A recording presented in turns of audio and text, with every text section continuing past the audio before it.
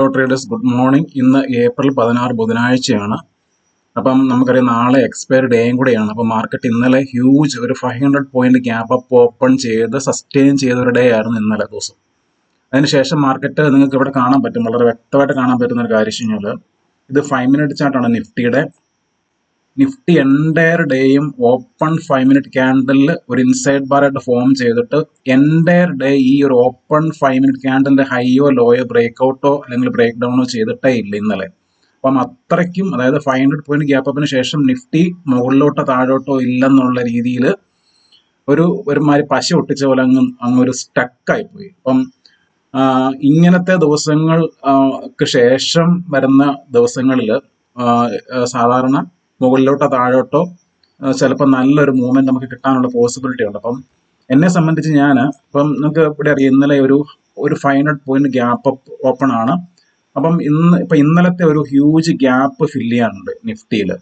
അപ്പം ഏകദേശം നമ്മൾ നോക്കിക്കഴിഞ്ഞു കഴിഞ്ഞാൽ ഏകദേശം 300 പോയിന്റിനടുത്തുള്ള ഒരു 350 പോയിന്റിന്റെ ഗ്യാപ്പ് ഫില്ല് ചെയ്യാനുണ്ട്. അപ്പം ഇന്ന് നമുക്ക് ഏറ്റവും നല്ലൊരു ട്രേഡ് കിട്ടാനുള്ള ഒരു പോസിബിലിറ്റി ഉള്ളതെന്ന് പറഞ്ഞു കഴിഞ്ഞാൽ, അതായത് ഈ ഒരു ലെവൽ, ഇന്നലത്തെ ഓപ്പൺ 5 മിനിറ്റ് ക്യാൻഡലിന്റെ ലോയെ, അല്ലെങ്കിൽ ഇന്നലത്തെ PDL അത് 23,208, ഈ ലെവൽ ബ്രേക്ക് ഡൗൺ ചെയ്ത് കഴിഞ്ഞാൽ നമുക്ക് ഇന്ന് ഒരു പുട്ട് സൈഡിലോട്ട് നല്ലൊരു ഇത്രയും മിക്കവാറും ഈ ഒരു ഗ്യാപ്പ് ഫില്ല് ചെയ്യാനുള്ള ഒരു പോസിബിലിറ്റി. അപ്പം ഈ ഒരു കാര്യം നിങ്ങളുടെ മനസ്സിലുണ്ടായിരിക്കണം. അതായത് ആദ്യം നമുക്ക് ബ്രേക്ക് ഡൗൺ ചെയ്യേണ്ടത് ഈ ഒരു ലെവലാണ്. അതായത് ഇന്നലത്തെ ഒരു പ്രീവിയസ് സിംഗ്ലോ ഉണ്ട്, ഈ ലെവൽ. ഞാൻ ആ ലെവലോട് മാർക്ക് ചെയ്യാം. അപ്പൊ ഈ ലെവലാണ് ആദ്യം ബ്രേക്ക് ഡൗൺ ചെയ്യേണ്ടത്. ഈ ലെവൽ ബ്രേക്ക് ഡൗൺ ചെയ്ത് കഴിഞ്ഞാൽ അത് കഴിഞ്ഞിട്ട് സപ്പോർട്ട് എന്ന് പറഞ്ഞാൽ ഈ ഒരു ലെവലാണ് 23,266. അപ്പം ഈ രണ്ട് ലെവൽ ബ്രേക്ക് ഡൗൺ ചെയ്ത് കഴിഞ്ഞാൽ പിന്നെ അടുത്ത ഇമ്മീഡിയറ്റ് സപ്പോർട്ട് എന്ന് പറഞ്ഞാൽ ഇന്നലത്തെ ലോ ആണ്.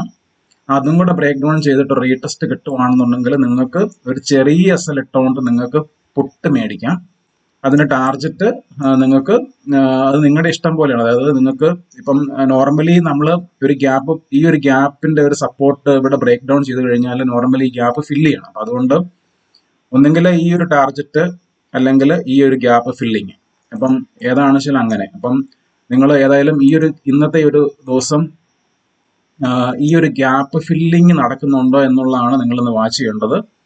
അത് കൂടാതെ നമുക്ക് വേറെ കാര്യങ്ങൾ ഇവിടെ കാണാനുണ്ട്. അതായത് ഈ ഒരു ഗ്യാപ്പ് മാത്രമല്ല, അതിന് മുന്നത്തെ ഒരു ദിവസത്തെ ഒരു ഹ്യൂജ് ഗ്യാപ്പ് അപ്പ് ഓപ്പണിങ്ങിന്റെ ഗ്യാപ്പ് കൂടെ ഫില്ല് ചെയ്യാനുണ്ട്. അപ്പം സപ്പോസ് ഈ ഒരു ഗ്യാപ്പ് ഫില്ല് ചെയ്തിട്ട് നിഫ്റ്റി ഇപ്പം അത് ഇന്നാവാം അല്ലെങ്കിൽ മറ്റന്നാളാവാം. അപ്പം ഇന്ന് ഇവിടെ തന്നെ ക്ലോസ് ചെയ്തിട്ട് അപ്പം ഈ ഒരു ഗ്യാപ്പും കൂടെ ഫില്ല് ചെയ്യാനുണ്ട്. അപ്പം അടുത്ത ദിവസങ്ങളിൽ നിങ്ങൾ നിഫ്റ്റി ഇതിനടുത്തൊക്കെയാണ് ക്ലോസ് ചെയ്യുന്നതെങ്കിൽ ഈ ഗ്യാപ്പ് ഫില്ല് ചെയ്യാനുള്ള ഒരു പോസിബിലിറ്റി മാർക്കറ്റിൽ വീക്ക്നെസ് വരുവാണെങ്കിൽ ഉണ്ടെന്നുള്ളതോടെ നിങ്ങൾ ഓർത്തിരിക്കണം.